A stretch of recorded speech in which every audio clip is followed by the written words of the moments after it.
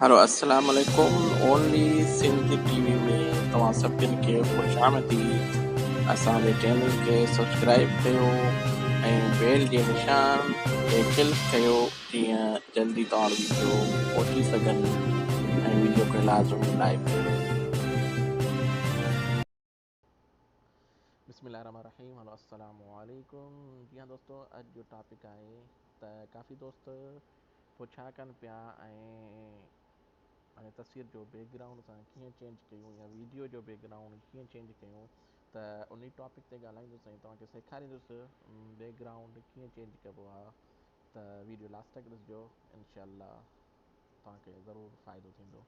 जी हाँ दोस्तों, मां आहियां अमीन जान। तव्हां ॾिसी रहिया आहियो ओनली सिंध टीवी ऐं हिन चैनल ते मां पंहिंजे यूट्यूब चैनल ते अहिड़ा ई वीडियो आणींदो आहियां तव्हांजे लाइ इंटरनेट जे बारे में ऐं मालूमात खोड़ सारा। अगरि नवां आहियो त लाज़मी सब्सक्राइब कयो मुंहिंजे चैनल खे ऐं बेल जे निशान ते क्लिक कयो जीअं त आउं अपलोड वीडियो कयां तव्हां वटि जल्दी पहुची वञे।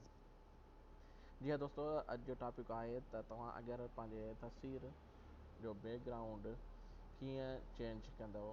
तव्हांखे एप्लीकेशन जी ज़रूरत आहे? बिल्कुलु एप्लीकेशन जी ज़रूरत न आहे, आसान तरीक़ो आहे। तव्हांखे ॿुधाईंदो हलां त बिल्कुलु आसान तरीक़ो आहे। ऑनलाइन तव्हां वञो गूगल में, अगरि तव्हां मोबाइल आहे या कंप्यूटर आहे को बि आहे, तव्हां लिखियलु अथव रिमूव बैकग्राउंड ऑनलाइन।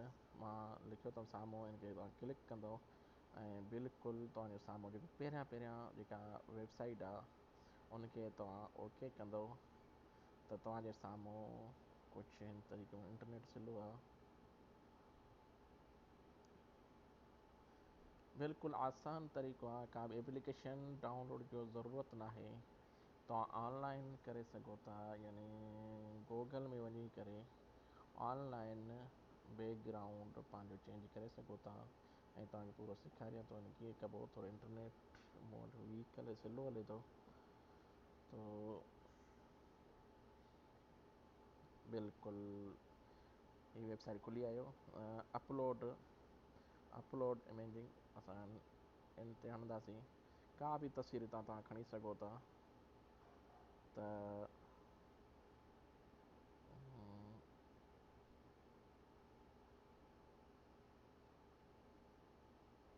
मां ही तस्वीर खणां थो पंहिंजो, असां ओके कंदासीं। अपलोडिंग थिए पियो।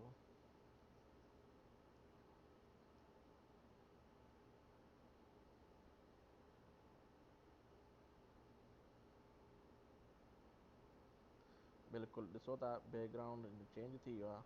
असां जे मथां क्लिक कंदासीं, ही डाउनलोड थी वियो। अगरि अञा तव्हां बैकग्राउंड यानी त ऑनलाइन तव्हां बैकग्राउंड हणिणो आहे तव्हांखे, त एडिटिंग में वञो, तस्वीर साम्हूं अची वेंदो जेको बैकग्राउंड मां रिमूव कयो अथनि ऐं तव्हां बूलर करणु चाहियो था, यानी बिल्कुलु ख़तमु करणु चाहियो था ओरिजिनल,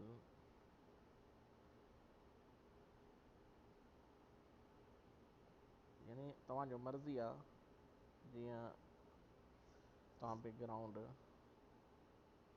करे था सघो। असां बैक कंदासीं, माज़रत वेबसाइट हली वियो।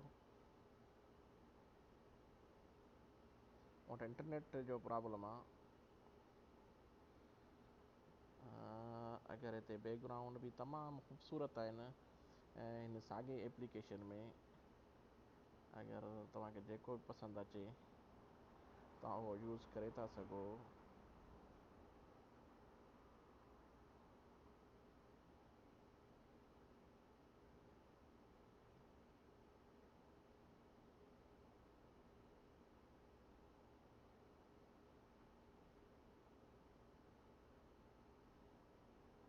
बिल्कुलु ही तमामु ख़ूबसूरत बैकग्राउंड आहिनि, तव्हां ॾिसी सघो था।